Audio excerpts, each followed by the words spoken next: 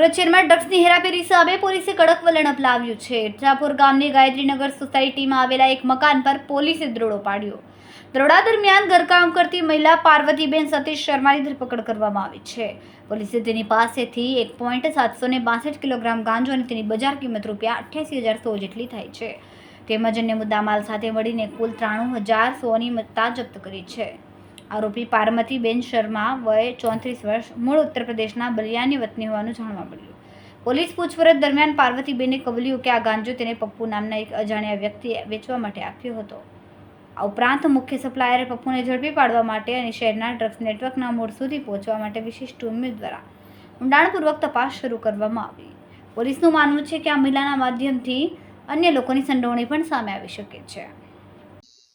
जी ma'am, एक NDPS no case में एक आरोपी धरपकड़ करवामां आवी छे। सूचना एनडीपीएस એટલે કે ડ્રગ્સને લગતા જે ગુના બને છે, ડ્રગ્સનું જે વેચાણ વગેરે થાય છે એ સમાજમાં ખૂબ નુકસાન ફેલાવે છે અને યુવાનોમાં બધી વગેરે ફેલાવે છે અને લોકોના જીવનને તેનાથી નુકસાન થાય છે, જેથી પોલીસ કમિશનર સર સુરત શહેર, સેક્ટર 2 સાહેબ સુરત શહેર તથા નાયબ પોલીસ કમિશનર ઝોન 7 સાહેબ સુરત શહેર તરફથી તાબાના તમામ વિસ્તારના પોલીસ ઇન્સ્પેક્ટરશ્રીને પોલીસ સ્ટેશનોમાં જે સ્ટાફ છે તેઓને ખાસ સૂચના આપવામાં આવેલ હતી કે સુરત શહેરમાં no drugs in Surat city campaign જે ચાલે છે તે અંતર્ગત ખાસ ધ્યાન આપીને વિશેષ કાર્યવાહી આવા ઈસમો જે એનડીપીએસને લગત વસ્તુઓનું ગાંજો કે બીજી કોઈ પણ વસ્તુનું વેચાણ કરતા હોય તેઓ વિરુદ્ધ સખત કાર્યવાહી કરવામાં આવે।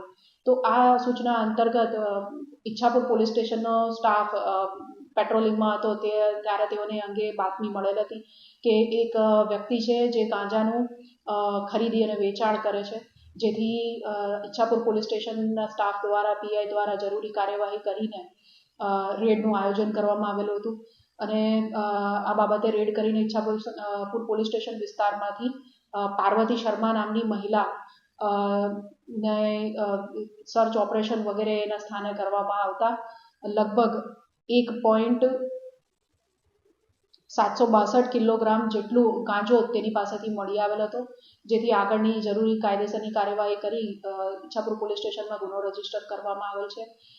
સદર જે મહિલા છે એની પૂછપરછ વગેરે કરવામાં આવતા એવું જણાઈ આવેલ છે કે આગળ પપ્પુ નામની એક વ્યક્તિ છે જેના કોન્ટેક્ટમાં આ મહિલા છે અને તે દ્વારા તેને ગાંજો ખરીદવા માટે પ્રોત્સાહન મળેલ હતું ને એના પાસેથી તેણે ગાંજો ખરીદીને અહીંયા વિસ્તારમાં વેચાણ માટે લાવેલ હતી।